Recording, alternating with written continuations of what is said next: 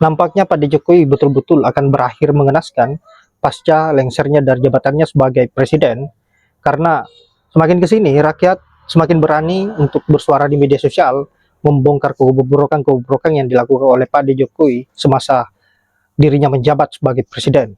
Bapak Presiden ingat Pak, Bapak pernah berbicara Pak, Anda memberikan janji Anda ke masyarakat. Saya ulangi Pak, Bapak bila cara waktu itu, hei kalian Kapolda, oknum-oknum ya, nanti akan saya gigit mereka yang nakal, akan saya gigit. Pak, saya cuma mau ngingetin Pak, bansosnya yang digigit. Bapak masih punya gigi Pak, belum ompong Pak, dan gigi Anda masih Saat ini berlaku. bansos yang digigit. Dan gigi Anda ini masih valid, masih ditakuti orang-orang Pak. Digigit dong itu Pak, oknum-oknum Pak. Bandar judi online Pak, gigit Pak. Mereka tuh sering kasih uang ke oknum-oknum jenderal. Mana berani oknum jenderal itu berantas mereka. Yang ada kalau ketemu oknum jenderal yang begini. Siap dan. Bandar-bandar judi itu, penjahat-penjahat kelas kakap itu, kalau dia bintang 4, kepala institusi ada bintang 4, mereka itu bintang 5-nya Pak. Bintang 4 aja takut sama mereka Pak. Assalamualaikum warahmatullahi wabarakatuh. Aduh. Salam hormat saya untuk seluruh rakyat Indonesia. Rakyat cerdas bersatu. Yang nggak pernah bosan, saya reminder ya, mengakui kekalahan dan kesalahan. Lebih terhormat juga berjiwa ksatria daripada kalian terus bereuforia menciptakan dagelan-dagelan politik, settingan-settingan politik, menambah sederet pasal kalian nantinya ya. Halo Pak Jokowi, ya bentukan era Ibu Megawati Soekarno Putri. Para mafia di NKRI, ya. Tentang bansos ya, bansos yang Anda bagi-bagikan itu kepada seluruh rakyat Indonesia. Hasil korupsi ya. Itu baru satu proyek ya. Belum berbagai proyek. Terutama proyek UMKM ya. Anda adakan proyek UMKM dan sebagainya. Anda mengadakan proyek UMKM lalu Anda hapus sendiri ya, Anda hapus sendiri. Itu untuk meninggalkan jejak ya. Meninggalkan jejak. Banyak ya. Banyak kepala-kepala cabang bank plat merah di Indonesia ya, terutama di Jakarta ya. Menggarong duit negara, menggarong duit rakyat ya, puluhan miliar, bukan 1 miliar 2 miliar lagi, puluhan miliar. Data palsu ya, data palsu.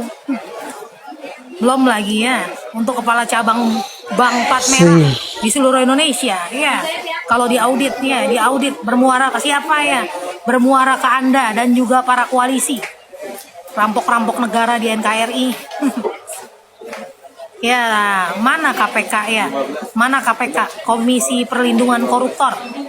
Tidur nyenyak tuh KPK. Buktikan marwahmu ya, buktikan ya. Banyak pasal menunggu kalian ya, banyak pasal menunggu kalian. Kalian bermufakat melakukan kejahatannya, melakukan kejahatan di Negara Kesatuan Republik Indonesia. Banyak ya, banyak ketua kepala cabang ya, kepala cabang bank plat merah. Halo juga Bank BRI, ya, halo juga Bank BRI, ya, masih baik-baik saja kah Anda? Ya, masih baik-baik saja kah Anda? Saya tunggu itikat baik Anda ya. Bank BRI, Bank BTN dan seluruh bank-bank plat merah di Indonesia. Di Pondok Bambu, di Polda ya, di Pondok Bambu ada beberapa bank kepala cabang dari bank plat merah yang menggelapkan dana rakyat, dana nasabah, dana negara puluhan miliar. Belum lagi ya kalau diaudit kepala-kepala cabang bank plat merah di seluruh Indonesia yang bermuara ke kalian juga, para mafia di Negara Kesatuan Republik Indonesia. Yang kalau ditangkap polisi ya, ditangkap polisi dijadikan objek ya, objek kepala ya, supaya kelihatan kerja ya. Seperti suara saya yang saya bawakan di tahun 2023, di tahun-tahun politik.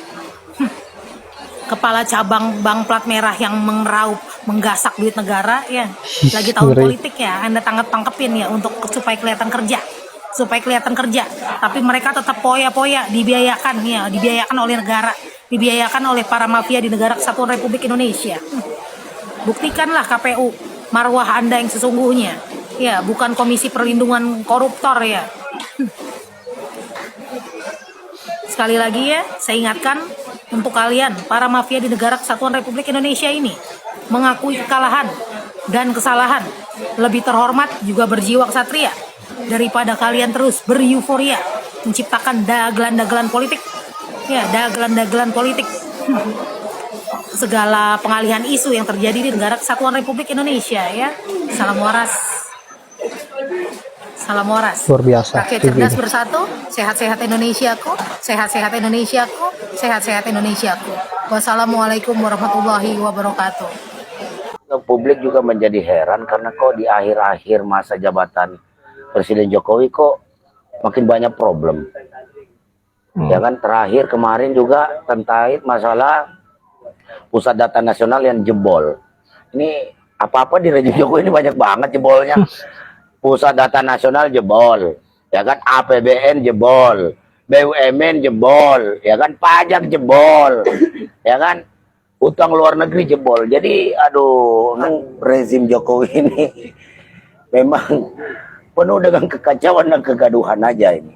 Di akhir periode masa jabatan ini terus kegaduhan, muncul kegaduhan baru, timbul kegaduhan baru, silih berganti. Mulai persoalan Omnibus Law, persoalan putusan MK, kemudian bagaimana korupsi yang pencurian nikel, timah yang melibatkan kerugian negara ratusan bahkan ribuan triliun. Belum lagi apalagi ini hutang yang meroket sampai 8.000, tambah lagi beban utang 800 triliun, ya kan?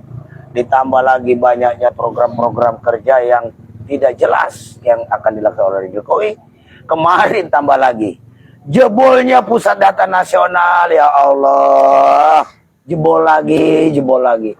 Ini jangan-jangan nih, saya patut menduga ini data nasional ini sengaja dijebol oleh hacker itu, kemudian minta imbalan 8 juta dolar. Kata Menko Info, si Ari itu yang ketua Projo itu bilang alhamdulillah masih motif ekonomi. Ini menteri goblok amat, emang nggak jauh beda dengan presidennya, sama gobloknya. Lu kok data dijebol kok alhamdulillah. Di mana-mana orang bilang innalillahi. Betul. Aduh ya Allah.